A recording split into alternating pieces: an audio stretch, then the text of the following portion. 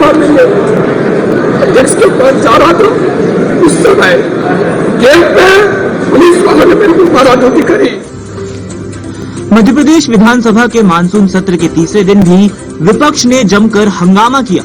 Media से बात करते हुए कांग्रेस विधायक पांचीलाल मेढ़ा रो पड़े। विधायक जीतू पटवारी ने उनके आंसू पोंछे।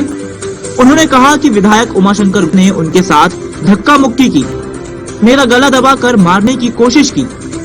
इससे पहले कांग्रेस विधायक विधानसभा के गेट नंबर 3 के सामने धरने पर बैठे थे। वहीं मंत्री भूपेंद्र सिंह के अनुरोध पर सदन की कार्यवाही अनिश्चितकाल के लिए स्थगित कर दी गई है।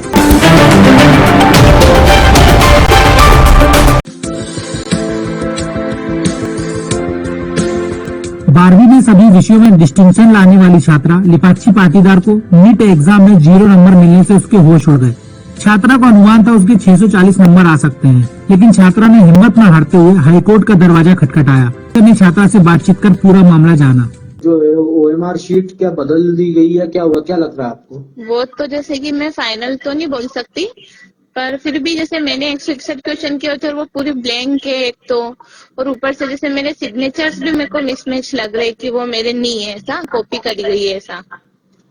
अच्छा, मतलब कुल मिला के ये है कि OMR शीट बदल दी गई है। हाँ, OMR शीट बदली गई है। लिपाक्षी का कहना है जल्द फैसला नहीं आता तो ये साल खराब हो ही जाएगा। अगला साल खराब न हो इसलिए वह नीट एग्जाम की तैयारी दोबारा करेंगी।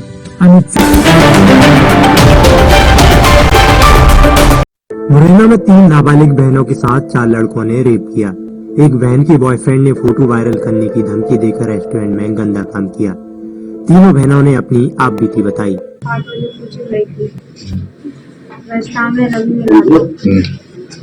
तीनों को धमका के बैठा ले गया था। क्या कुछ खिलाया था? मुझे कोल्ड ड्रिंक पिलाई थी। इसको पहले तभी ले गया था कमरे में वहीं से। फिर क्या हुआ? फिर मैं तो बेहोशी हो गई थी। अच्छा, ये तीनों आपके गांव के लोग हैं? हाँ, तीनों गाँव के लोग।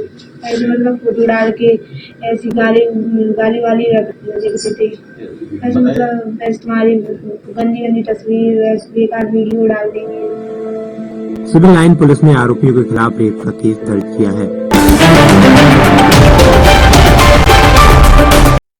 गोंडा में पुलिस कस्टडी में एक युवक की मौत हो गई। दरअसल हत्या के एक मामले में पुलिस युवक को हिरासत में लेकर पूछताछ कर रही थी। इस दौरान उसकी तबीयत बिगड़ने पर उसे नवाबगंज अस्पताल ले जाया गया, जहां डॉक्टर ने उसे मृत घोषित कर दिया। युवक के परिजनों ने पुलिस पर मारपीट कर हत्या का आरोप लगाया है। पुलिस वालों ने मार दिया और क्या लग रहा है उसमें? जब उसको चोट आई, उसको कुछ हो गया तो बताया नहीं हमको। चोरी से लेके भगे, इधर गायब रखे हुए। कोतवाल साहब फोन किए, गाड़ी पंचर हो गई, गाड़ी गड़बड़ हो गई, अभी पहुंच रहे हैं, अभी हम भी आ रहे हैं। न उनका पता न किसी और का पता। शव को मोर्चरी ले जा रहे पुलिस कर्मियों से नाराज परिजनों ने जमकर हंगामा किया। एसपी ने पोस्टमार्टम के बाद मामले में कार्रवाई की बात कही है। बेगूसराय फायरिंग मामले में संदिग्धों की तस्वीर सामने आने के बाद अब पटना से फॉरेंसिक की टीम बेगूसराय पहुंची, जहां तकनीक के सहारे घटना की जांच की जा रही है। टीम को इस दौरान मौके से गोली का खोखा भी मिला है। पुलिस ने इस मामले में अब तक 5 संदिग्धों को हिरासत में लिया है और उनसे पूछताछ कर रही है। घटना के इतने समय बाद भी सभी आरोपी पुलिस की गिरफ्त से बाहर हैं। पुलिस ने सभी आरोपियों पर 50,000 इनाम की घोषणा की है। लखीमपुर में बुधवार शाम नाबालिग दलित बहनों के शव एक पेड़ पर लटके मिले। घटना की जानकारी मिलते ही पुलिस गांव पहुंची तो गुस्साई भीड़ ने चौराहा जाम कर दिया। इस दौरान ग्रामीणों को समझाने पहुंचे एसपी से लोगों की झड़प हो गई। मैं सही बात बोल रही हूं, नेतागिरी कर रहा है यहाँ पे। कौन है लड़का? बच्चे की मां ने अगवा करने की बात कही है। मेरी दोनों बेटियां घर के बाहर बैठी थी, मैं भी बाहर ही नल पर बर्तन धो रही थी। अचानक बाइक पर 2 युवक आए और मेरी दोनों बेटियों को बाइक पर जबरन बैठा लिया। मैंने उन्हें रोकने की कोशिश की, तभी बाइक सवार युवक ने मेरे पेट पर लात मार दी। पुलिस के मुताबिक लड़कियां 3 लड़कों को पहले से जानती थी। आरोपी बहला फुसलाकर उन्हें अपने साथ ले गए, गैंगरेप किया और फिर हत्या कर दी। गिरफ्तार 6 आरोपियों में 1 हिंदू और बाकी मुस्लिम हैं। जो छोटू सन ऑफ चेतराम गौतम है, इन्होंने इनको परिचित करवाया था कुछ दिनों पहले, इन 3 लड़कों को इस महिलाओं से। इन्होंने दोस्ती के प्रिटेक्स्ट पे इनसे दोस्ती की। डिप्टी सीएम ब्रजेश पाठक ने आरोपियों को कड़ी सजा देने की बात कही।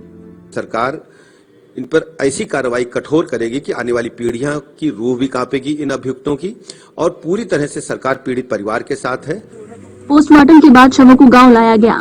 यहाँ बैरिकेडिंग की गई है, साथ ही पुलिस फोर्स भी तैनात है। बीसीसीआई अध्यक्ष सौरव गांगुली और सेक्रेटरी जय शाह अपने पद पर बने रहेंगे। सुप्रीम कोर्ट ने बीसीसीआई को अपने संविधान में बदलाव की इजाजत दे दी है। हालांकि कोर्ट ने कूलिंग ऑफ पीरियड को लेकर मंगलवार को नरम रुख दिखाया था। अब कोर्ट से राहत मिलने के बाद सौरव गांगुली और जय शाह का कार्यकाल 6 साल तक का हो सकता है।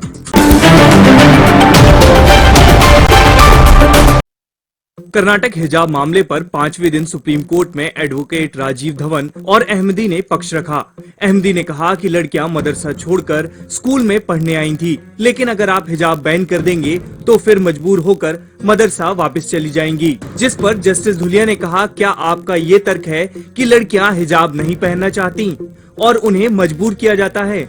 जस्टिस गुप्ता ने इसके साथ ही एडवोकेट से पूछा, कितने स्टूडेंट हिजाब बैन के बाद स्कूल में एब्सेंट रहे? कर्नाटक हाईकोर्ट के फैसले के बाद करीब 17,000 छात्राओं ने एग्जाम नहीं दिए। इसके बाद सख्त होते हुए सुप्रीम कोर्ट ने कहा कि आप सब्जेक्ट से भटक रहे हैं, तथ्यों पर बात कीजिए। मार्च 2022 में कर्नाटक हाईकोर्ट ने इस मामले में फैसला सुनाते हुए कहा था कि हिजाब पहनना अनिवार्य नहीं है, बच्चों को स्कूल और कॉलेज में तयशुदा यूनिफॉर्म में आना होगा। कर्नाटक हाईकोर्ट के इस फैसले को अब सुप्रीम कोर्ट में याचिकाकर्ताओं ने चुनौती दी है।